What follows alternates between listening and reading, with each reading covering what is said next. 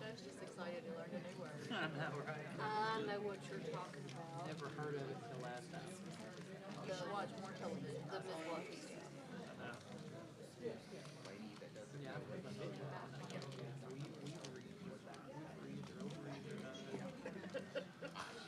You don't have any of those. I love it.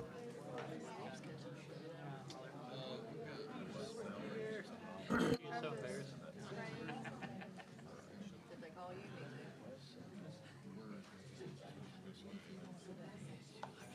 Me too.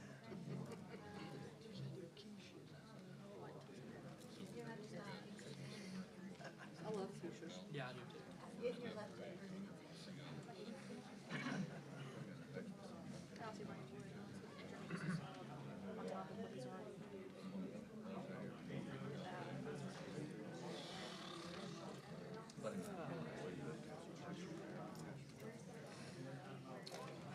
Unless they're that much.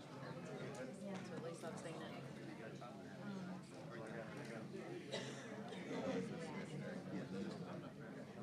For some reason I had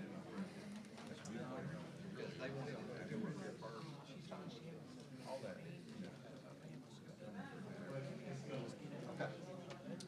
Well, no, she said she and not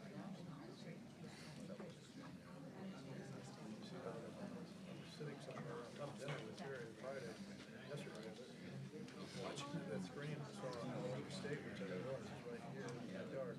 When he their 19, but they made it to the big dance tournament. And what did you see? They do tie, drew the ball in from out of bounds, but he's from on the other side. Throws it all the way down to the other side, to their shoot. The guy gets it, and just throws it up, and scores. And time's out. It was 70 to 68. San Francisco, and they're like, what just happened? I prefer it. I don't like it. Yeah.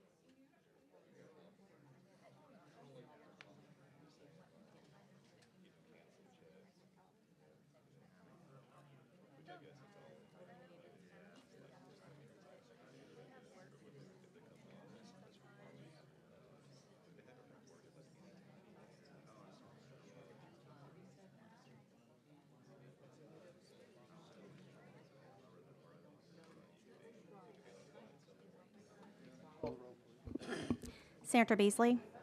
Senator Bell. Senator Butler. Senator Chastain. Senator Coleman Madison. Senator Gavan. Senator Roberts. Senator Shelnut. Senator Stewart. Senator Weaver. Senator Williams. Senator Stutz. Senator Melson.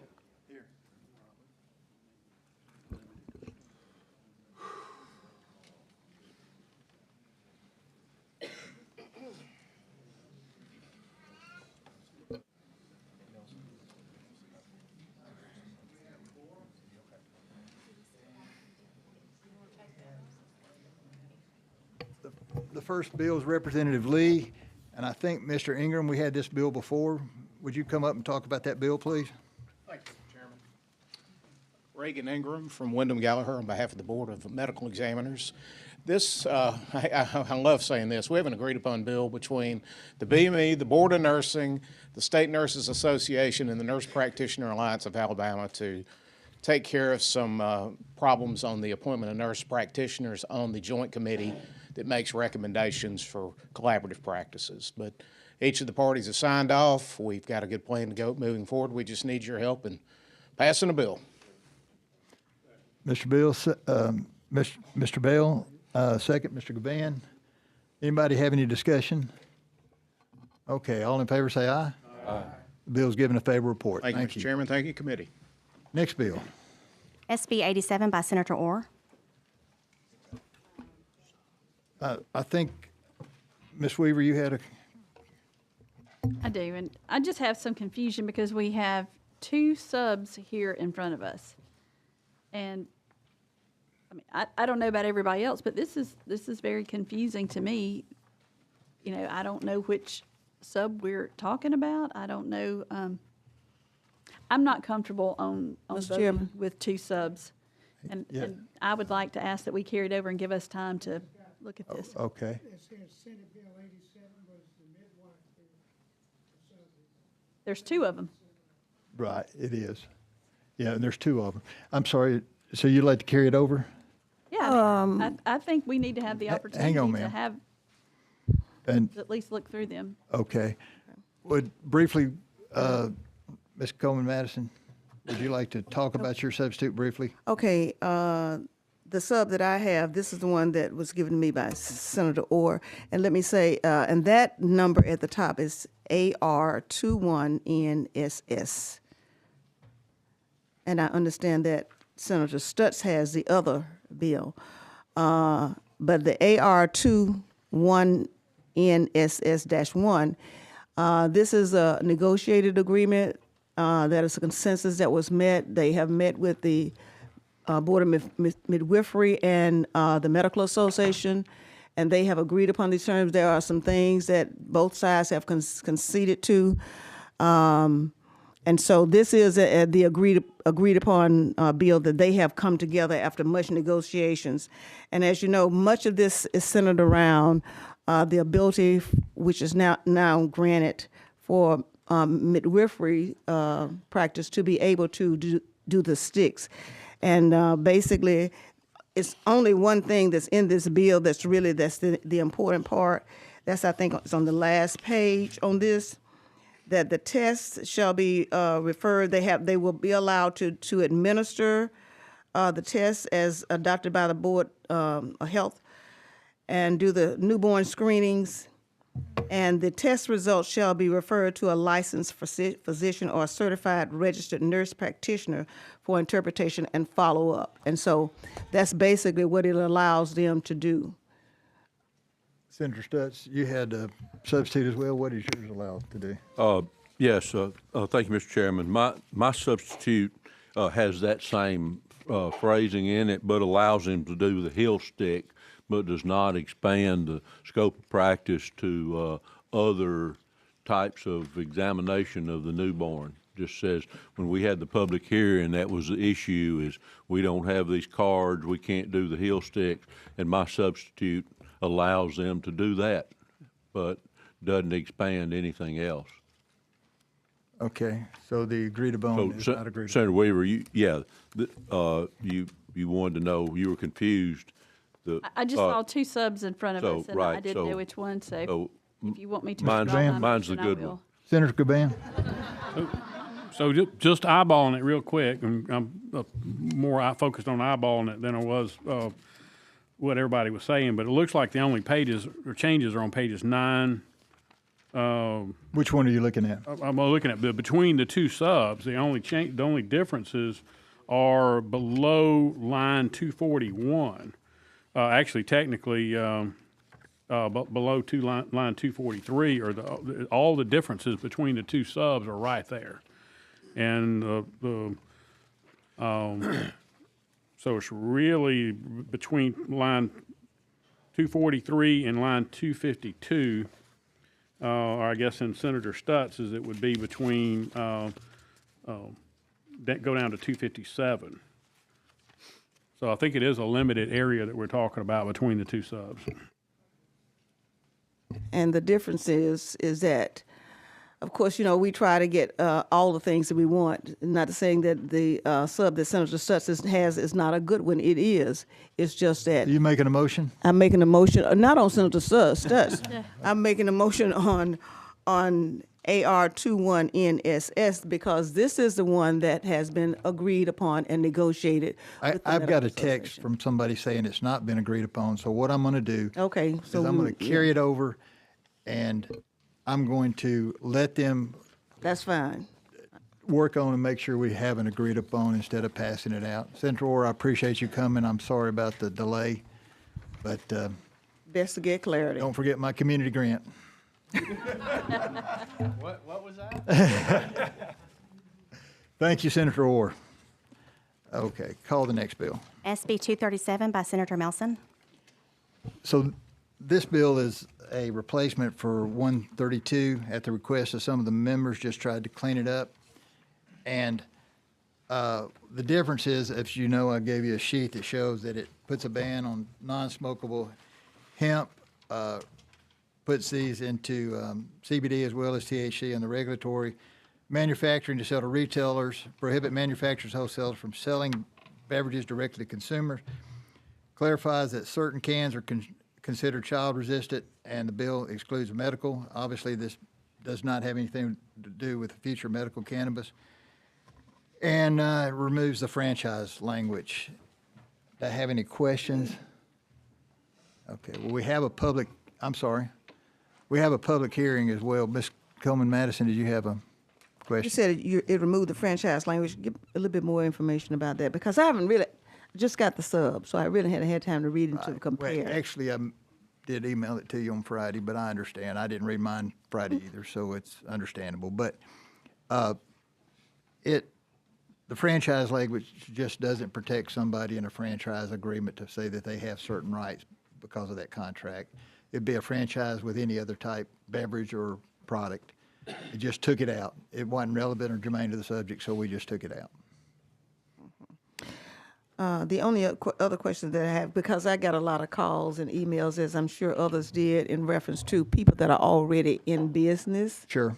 that this is not something that would put them out of business. However, they are just as concerned about denying access to underage youth and regulating the industry. They want to regulate the industry, but there are a lot of people that are out there that have very successful business. Some of them are other products such as ointments and things like that, and creams that people use for pain, and that's all they sell are those particular products. This would, I think, would be like in other areas, stores, and that sold a lot of other things. For instance, it may be convenience stores, which children go in, and so they were concerned about that. And I'm just hoping that it addressed some of those things, and again, retaining the fact that these persons that already have legitimate businesses that are regulated now, that they be allowed to continue to operate. So maybe you can speak to that. Well, it's not trying to prohibit anybody from being in business or put them out. We're just trying to regulate it and make sure that it's put in a place that will prevent it from getting to students. And I know somebody's been worried about economic impacts, but I got economic impact information that they probably don't want. $1,800 for ambulance rides from the schools, or $1,500 to $3,000 ER visits from the schools, and $3,000 to $10,000 I know $50,000 hospital charges. So there's economic, plus the parents average $250 to $300 a day off to take off and go to the school. And the other impact, all the other students being, I'll use the word traumatized, while they take the other school out in an ambulance, and then having to go back and teach those lessons that they got disrupted. And these are the kids that got That's the underage. access to underage, right? Yeah. But I think the people that are legitimate are concerned about that, or they should be concerned about that. Sure. And I understand that. But, we don't make a lot of laws for people that obey common sense. We make them for the people that abuse it. And that's why we're here. We passed this bill 21 age requirement 2 years ago. And we're here because some people Don't play by the rules. That's right. And I hate that some of these people are getting affected. I visit some of these people that are going to speak today's site, and they're doing it the right way. But again, we don't make the rules for the people that do it right. We make the rules for the people that abuse the system. Yeah. Okay. We have yes, sir, Mr. Stewart. Very briefly, Mr. Chairman, thank you for the recognition. So when we discuss the age limitation of 21 and above, what are the implications when we talk about access to health care? Because what if somebody may need this for a lot of mental issues and things of that nature? So would this create hurdles to access to health care? So are you recommending we sell these in pharmacies, or what do you say? No, I'm just asking. I mean, I understand that people use them for Because I got a lot of emails of. I know they use them for a lot of alternatives, and if it's a pediatric person, I would hope they would consult with their pediatrician. But as far as getting the product, if they're over 21, I don't know how they would be prohibited from doing that. So, but I'm sure we're going to have a few people here to discuss, and they can make a comment on that. Yeah. Well, we're going to time these. We're going to do like usual with public hearings and limit it to 3 minutes. We have several speakers. I'm not going to call them all because there's numerous ones here, but we'll get it. Like there's 3 from Alabama, I guess Hemp or whatever the HBA. So I think one that's been down before is Molly Cole. Is she available? Thank you, Mr. Chairman. Good afternoon, Chair and members of the committee. My name is Molly Cole. I represent the Alabama Hemp and Vape Association. I appreciate the chance to speak with you today about SB 237 and the need for the responsible hemp regulation. Right now, this bill creates more problems than it solves. It overregulates small businesses, making it harder for them to operate while failing to put real protections in place to keep hemp products away from minors. So yes, we need regulation, but we need a 21-plus model that will mirror successful policies in other states. So the problems with this current bill as it is, it puts hemp under ABC, which oversees liquor, not agricultural products. This move not only burdens an already stretched agency, but it also risks penalizing and criminalizing hemp products more harshly than alcohol and tobacco. It limits direct sales, favoring corporate distributors over small businesses that have operated responsibly for years. It imposes unrealistic THC caps, effectively banning many common products and pushing consumers toward unregulated sources. It does not properly restrict youth access, lacking clear labeling, packaging, and enforcement rules. So a well-crafted 21-plus bill fixes these issues. And I've been in contact with a couple of you who are familiar with what I'm about to speak on, but it keeps hemp out of the hands of minors while ensuring that Alabama's businesses can compete fairly. Under a 21 and up framework, we would move regulation to the Department of Agriculture where it belongs, ensuring that hemp is treated as an agricultural product, not an intoxicating substance. It would create a single comprehensive license, reducing bureaucratic hurdles while keeping compliance fair and accessible for small businesses. It would set reasonable THC caps, ensuring product potency aligns with consumer expectations while preventing dangerously concentrated products. It would establish strict age restrictions, requiring ID verification, limiting advertising to minors, and ensuring responsible retail practices just like we do with alcohol and tobacco. And it would ban sales in gas stations and convenience stores, preventing easy access for underage consumers while allowing responsible specialty retailers to operate safely. So a 21 plus bill provides the clarity, accountability, and fairness that SB 237 lacks. It protects small businesses from being unfairly shut out of the market while addressing legitimate concerns about public safety. Other states have already made this shift successful, so Alabama should follow suit. I urge that this committee reject SB 237 in its current form and adopt a 21 plus framework that ensures responsible oversight while keeping hemp products out of the hands of minors. Thank you. Yes, Senator Williams? Have you talked to alcohol and stuff, and have you talked to ag?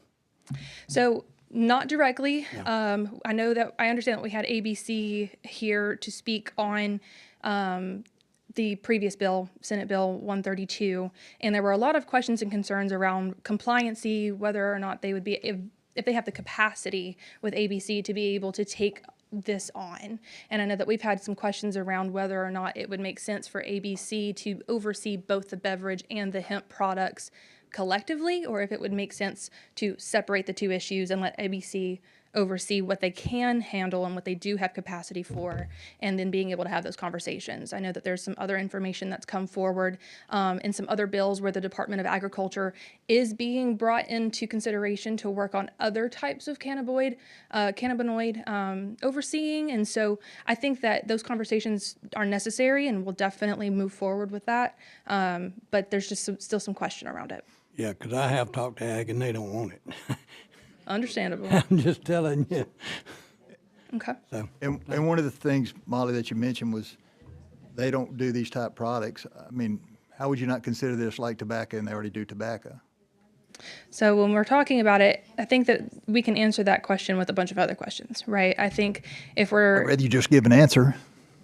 Well, that's the easy thing, is that the answer, it would be simple. If it was simple, we wouldn't be having these kinds of conversations. And so, when we're talking about tobacco and when we're talking about hemp-related products or alcohol and hemp-related products, when we're sitting here trying to penalize and criminalize these products separately, while it would make sense that we would put it under the same kind of board of governance, we're not allowing for the same types of penalties and criminalizations around it. So I think there's still some questions that we need to be asking about why we should versus why we shouldn't. Thank you, Molly. 2018 hemp bill was about clothing, about rope, about paper. It was nothing about consumption. And that's why the Department of Ag federally will not do any evaluation on a product related to hemp that's made for consumption. And so I don't know why we're taking a loophole, and which they call it, not me, and figure out how to get a product to bypass marijuana bills, which obviously you carry a marijuana medical bill, you're not against it being used, but we would never think of using that for these patients that Mr. Stewart is worried about, which I am too, and not have it analyzed, not have it evaluate, not looking for heavy metals, not look for pesticides, not look for other products that might be harmful to a patient. So, there's a lot of conflicting conversation here. We can get that discussion going later, but, we need to look at those sort of things and not look at just getting this out there in any way possible to get to whatever individual we decide needs it or doesn't need it or wants to just abuse it or use it. Absolutely. And I will say these products, they are tested. So it's not like we're sitting here saying that they're going to continue to go untested, because they are currently every single day, every single time that new products are coming in, they are tested. And so being able to oversee that piece. That's not correct according to what I've seen from the Department of Forensics talking to them. There's a lot of products coming in that aren't even evaluated. Or they bring out a copy of an evaluation of a lab report that's a photocopy on a batch that's not even related to it. But we can have those discussions further. Absolutely, Chairman. And I appreciate, I know you represent the industry and you're new with the industry, and I've been familiar with them for a while. Yeah, okay. Well, I guess it's the first time I've seen you up here maybe this year, but yes, sir. Anyway. Thank you again. Thank you. John Parker. Good afternoon. How are y'all doing today? My name is John Parker again, and I'm a retail owner and was here for the votes for Carly's Law, which is a consumable way for cannabinoids. I wrote SB 169 in 2023 for an age limit and childproof packaging, and so I'm on y'all's side about keeping this safe, right? And there's a way to do it, and there's a way not to do it. In its current form, this bill is going to create a black market, and it will hundreds of thousands of Alabamians will have to go to the black market they will be ended up getting marijuana, including these kids. That is what spurred on this whole entire bill, and that's the biggest concern. This is a well-intended idea that y'all have. There's just going to be unintended consequences that are vastly worse than regulating this in a safe way, regulating the testing values like you just mentioned. 100% agree with that. It just needs to be regulated in a correct manner, and we have templates all over the country that know how to do this. I wrote SB 255 that Senator Smitherman dropped. It covers these concerns while generating money for the state of Alabama, and it covers y'all's concerns and doesn't allow a black market to thrive where kids will have access to even worse drugs, actual drugs that are harmful. So if this is a concern about kids, which it is, then we don't need them introduced to the black market. I have a couple of questions general questions. If you could clarify how Delta-9 THC is not psychoactive when it's in a drink, but it is psychoactive in other forms. I would like an explanation on that. And then,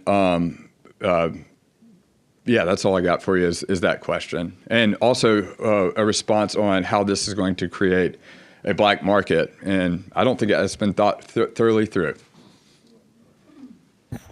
Mr. Chairman, thank you. I've got a question, and I've read these bills. We've had substitutes. We've had all these different combinations all the way back several years to talking about medical marijuana.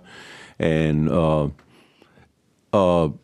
now we've got this new term. I guess what I'm asking, you kind of threw it out there in your opening remark, but tell me the difference in this and marijuana.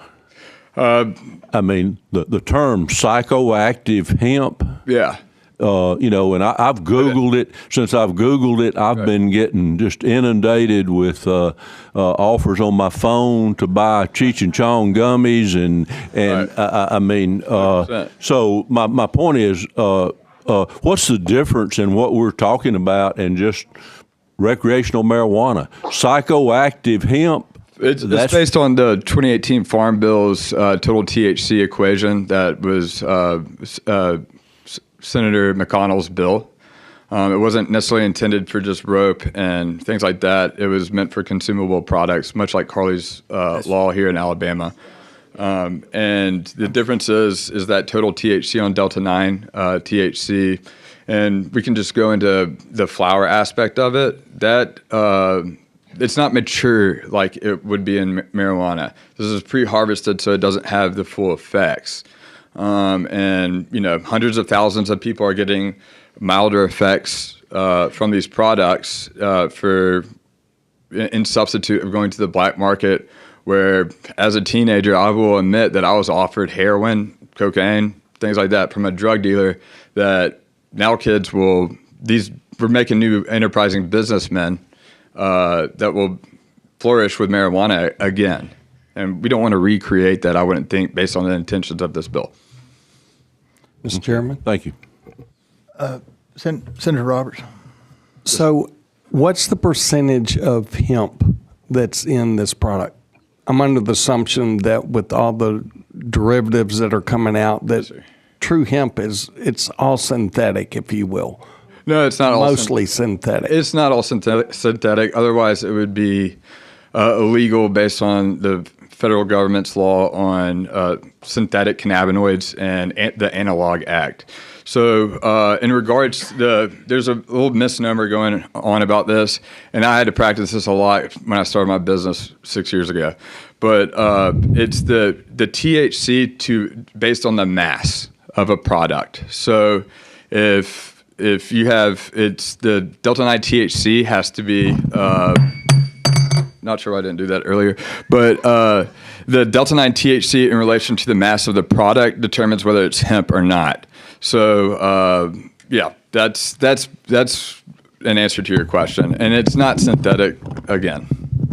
And there have, one thing about regulating this, it will take the untested, unregulated, synthetic stuff out there because there's a lot of bad actors in this, period. There are. If we follow the previous version of your bill, the last version, where accredited third-party testers will be able to sell their products here. And also I'd like to note in SB 255 that I wrote, you have to, it goes through regulation on being able to sell your company's products in Alabama.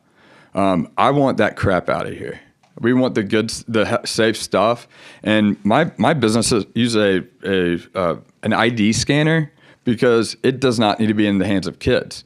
There needs to be stiff penalties for if you do sell underage, like we do with alcohol. Thank you very much. I'm reading this Euro Weekly here, talking about what they're faced with in Denmark and in Sweden right now. Growing concerns, even warning for health authorities, poisoning linked to synthetic and semi-synthetic cannabinoids, man-made products designed to mimic cannabis is what it is. And I think a lot of what we're seeing in the marketplace today is indeed synthetic and not if you go to a gas station, however, for sure. Yeah, if you go to a gas station, for sure, again, heavy penalties for it. We have other states in this union that are capable of doing it. We have perfect templates available to us where nobody needs to resort to synthetics because it's regulated properly. And, a tax on it will be able to provide the regulation of it, the enforcement of it, as well as a ton of money for other tax uses. So right now it's not possible because there's no enforcement available because we're starting right now, which is a great first step is what we're doing. What's that? What states? Top 3 states that have cannabis regulations. That aren't recreation. Are they recreation marijuana states with this? Or that would be irrelevant.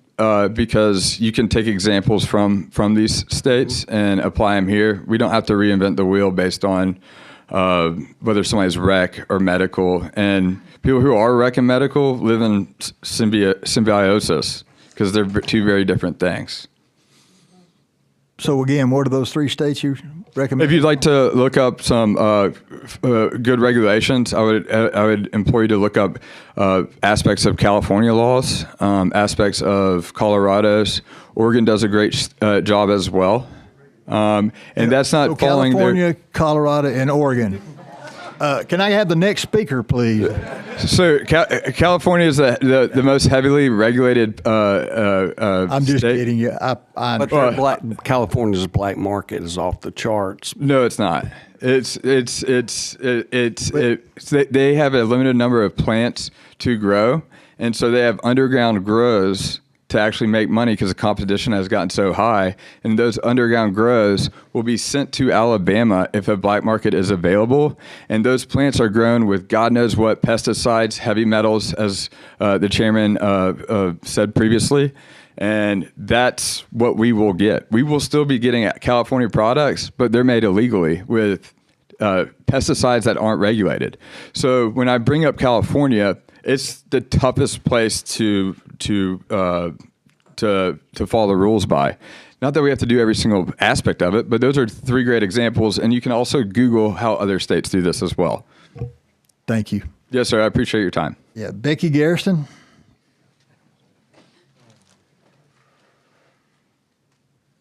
Are you going to let Christine Carr speak? I'd rather her speak than me if you have to choose between the 2. Well, that's not what you wrote here. You said you wanted to speak. Well, I'm great with speaking. Thank you. we could talk all day about Delta 8, Delta 9, Delta 10. We could get all sciencey. And at the end of the day, we'd probably all be as more confused as we are at the beginning. So let me just get to the bottom line. These products that we're talking about are clearly being used as recreational marijuana, and they are getting people high. On my way down today, I decided to stop and pick up some products.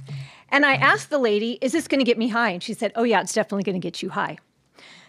So we know that recreational marijuana and synthetic marijuana is illegal in Alabama.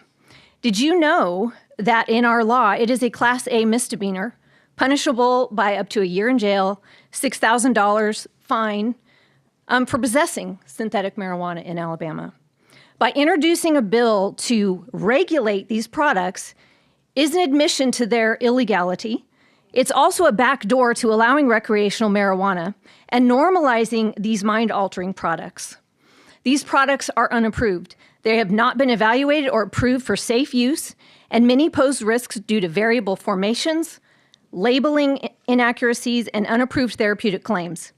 Many products with hemp-derived THC have misleading labels that fail to accurately disclose their contents, as some of the other people have already spoken about, leading to consumers unknowingly partake in substances that could lead to health risks.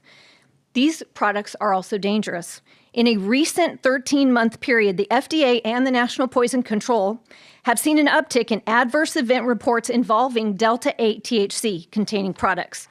Of those reported to Poison Control, 70% required healthcare facility evaluation. 45% were pediatric patients. And of those that required healthcare facility evaluation, 8% required critical care supervision in a unit. The ABC board can't handle this workload. We have grave concerns that if this bill is passed, it will only lead to more bad products being sold. There are approximately 3,600 convenience stores in Alabama, not to mention gas stations, vape shops, specialty shops, novelty shops. There is no way that the ABC board can successfully handle the workload to test and regulate these products. Passing a bill to regulate these products will overwhelm the system, and it truly does allow recreational marijuana in our state. We ask you, Senator Melson, to bring back SB 132, which would ban these products, and we are very much in support of. Thank you. Thank you, ma'am. Any questions? All right. Carmelo Parcelletti. Mr. Chairman. Welcome. Health Committee. I'm really bad at public speaking, so I'm going to read from my phone. I got some notes here. Hello, my name is Carmelo Parcelletti. I'm a husband, father, business owner. I own a hemp farm, a hemp manufacturing facility, and 2 retail locations today.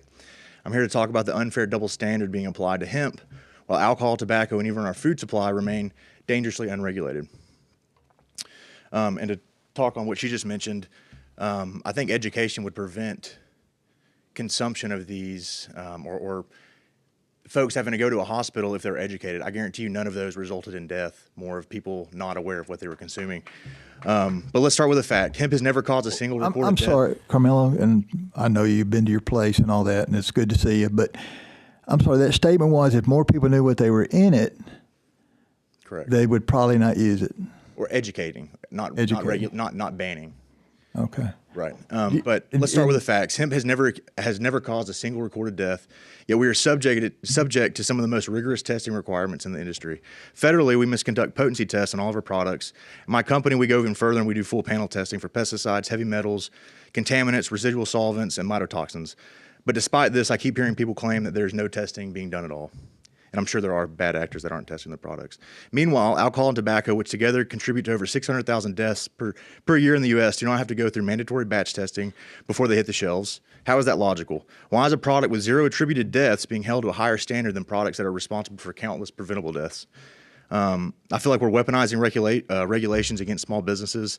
There's been no economic impact study. Full panel, we do the full panel testing, but why are we holding hemp to a higher standard to test for pesticides and all these other contaminants when we're trying to put them in the same category of alcohol and tobacco when that's not required?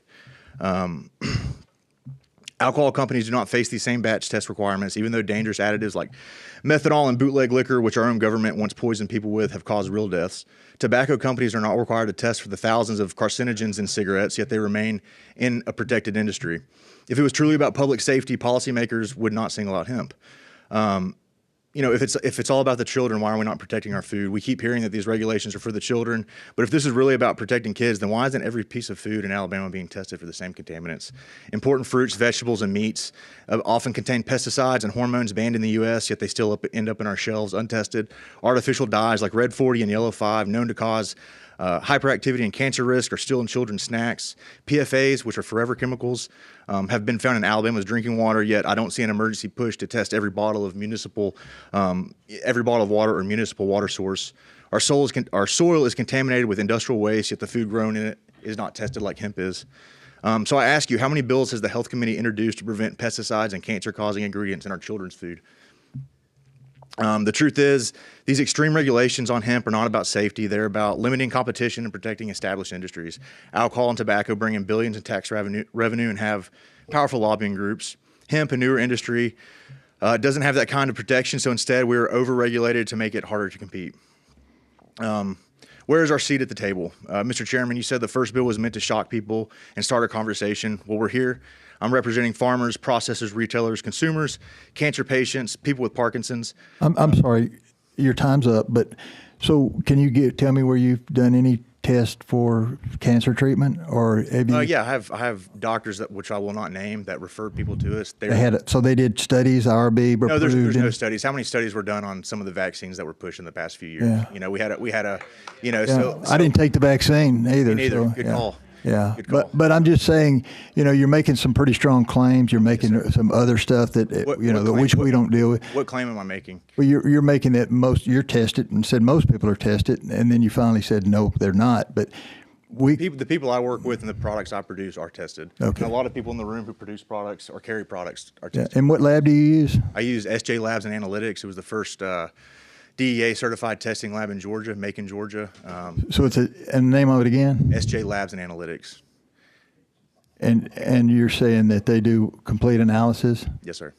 I think you ought to be for this bill. You got something you could promote and saying that you got a product that's legit, pure, and everything. It's about fair choice, though. I'm sorry, fair choice? Fair choice. If people want these products, which there's obviously a market for, there's obviously a demand. We have 23 states. We could make that on a lot of subjects that are not available to the public. I mean, we could, But you mentioned this was a loophole. It's not a loophole. We're following the federal. I didn't call it that. I said the government called it themselves, and the NIH passed the federal farm bill. Well, they also said that they will not approve it or analyze it for human consumption. Who? The FDA? No, the Department of Ag. Well, and talking on synthetics, we have Coke Zero here, which is a synthetically derived form of sugar. We're talking about. I don't drink the Diet Cokes for that reason. Me neither. Yeah. Me neither. But we got more in common than we don't, obviously. So I'm just saying, I just am doing this because I'm having young students showing up, having seizures in class, getting home, and and I'm with you on your business. I mean, I understand. I honestly believe going to your place, you're doing it the right way. Thank you. But somebody is selling a product that's not done the right way and having disruptive children having seizures and going to the hospital and tying up ERs that could be taking care of heart attacks or other real patients, driving cost up for the rest of us. Quantitative data to show those how many cases there are in Alabama? I'd love to see the data. Actually, yeah.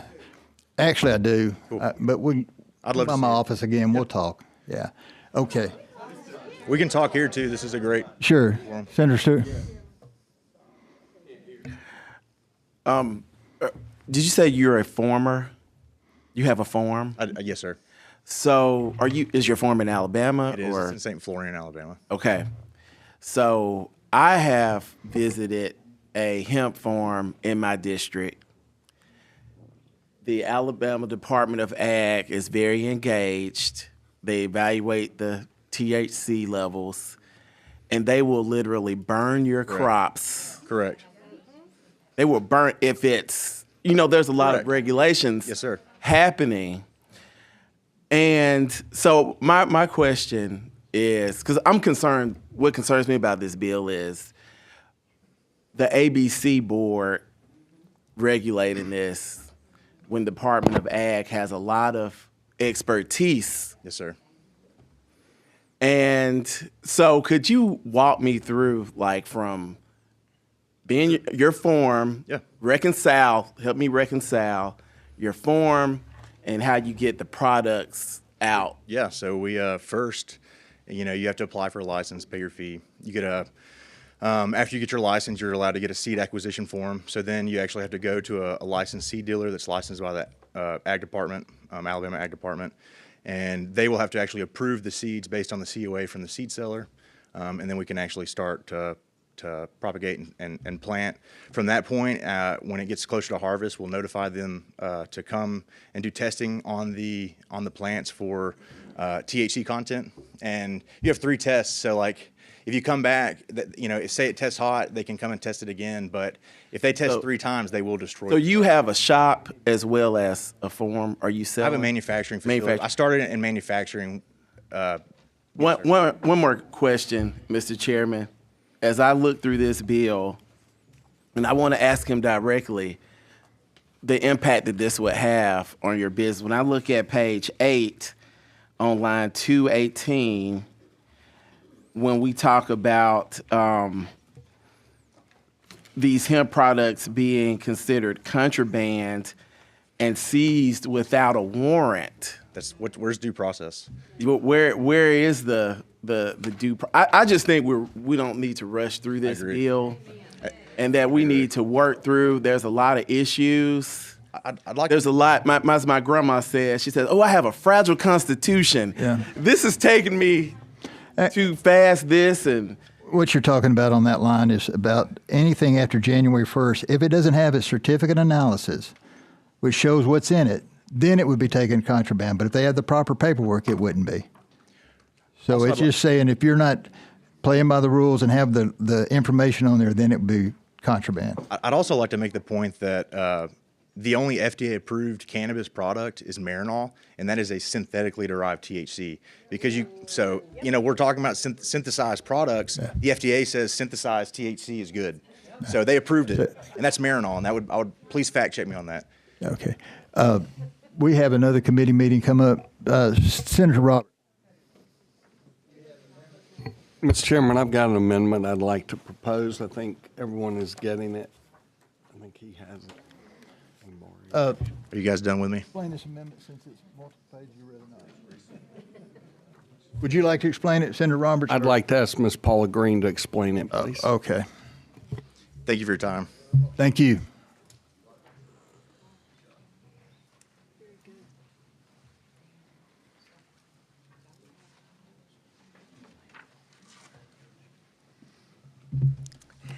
Okay, the purpose of this amendment was to create a way to make sure that the sale of all of these products is only done at locations that are for access for 21 years of age and older. So only adults can access the stores themselves. So in order to do that, I had to limit who can get these licenses from the existing substitute that you have in front of you, which refers to somebody that already has a license. This is retail. We're only talking retailers here, of retailers that might already have an ABC license for beer or wine, which would include convenience stores. It would include grocery stores. This would limit the people that can get a license to a standalone location. Now, that doesn't mean that it couldn't be somebody. It doesn't talk about whether this is somebody that might have another location somewhere that sells beer, but that wouldn't be here. This would be a separate license. So it would be a standalone location or a package store. Because a package store right now, and these are private package stores, not ABC stores. Private package stores, you have to be 21 to enter. And now you'd have to be 21 to enter just any other one of these stores. So that is really the emphasis of this entire amendment, but I had to make a number of technical changes. One of them was that I combined the hemp beverages and these other products into one license because it didn't make sense for them to have 2 different licenses. So those are all technical changes to this. But if I can show you where what the important language that you want to concentrate on. Well, I think we're moving really rapidly. Yeah. Okay. We have a Yeah, because I want to go pharmacy back to the benefit first question. managers. Okay. Anyway, that's what this does. That's Mr. all Chairman, it does. I Pretty move for much. favorable I want to go back. I have a question. All right, amendment, adoption of amendment. adoption of the amendment. Do I have a question. second? Second. Second by who?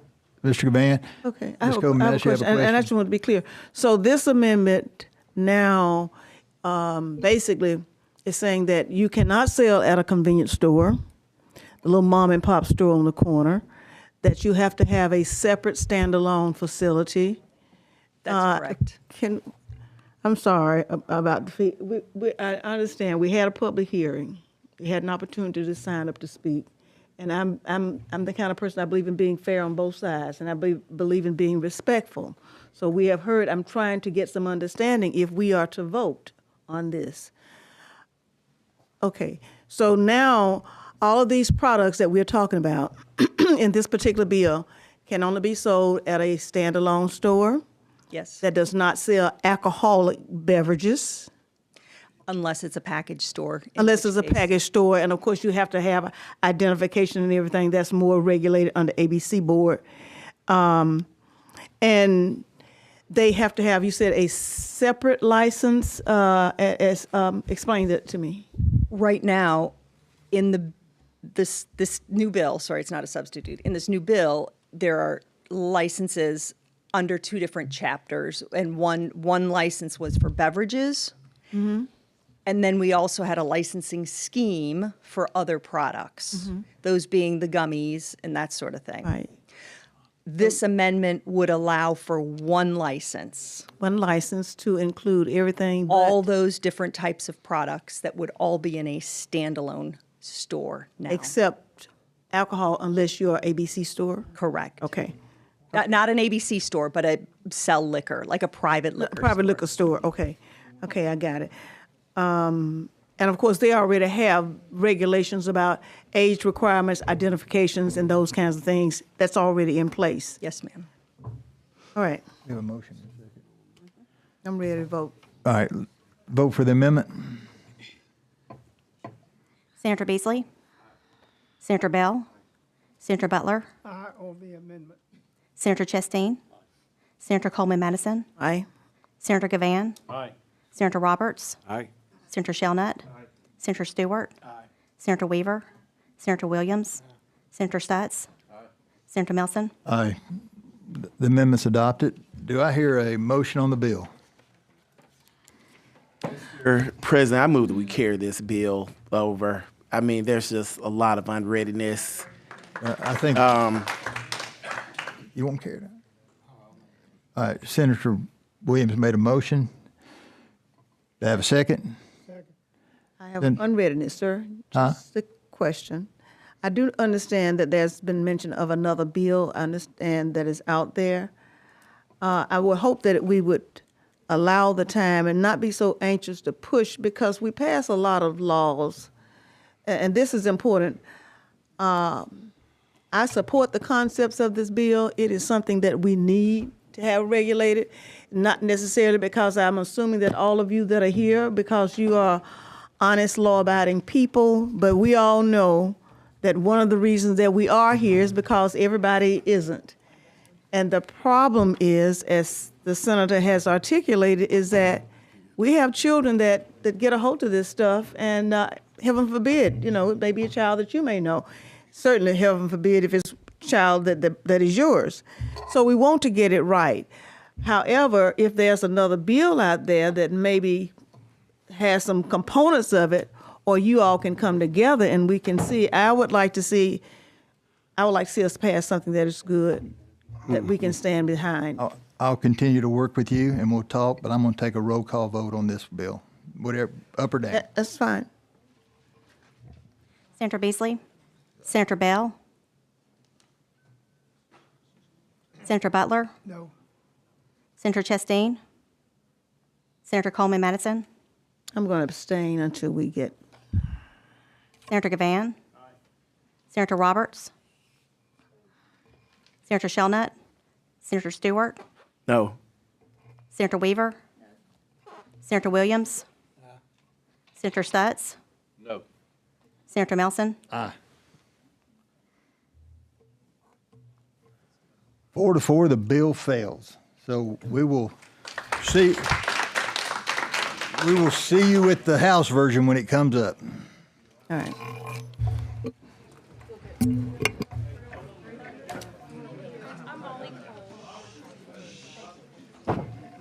We have a motion to reconsider from who? All right, all in favor of reconsidering, say aye. Aye. Any opposed? All right, we're going to reconsider. So we need to vote now? We will take a vote. All of the same bill? Yeah. So the motion is to reconsider. So for clarity's sake, the person that was on the is there a prevailing side? He did it. He was on the prevailing side. Since it's equal, but it was all equal. He abstained. Oh yeah. But how many abstentions? How many no's? How many? 4-4. That's right. That's not on the prevailing side. Oh. Okay. All right.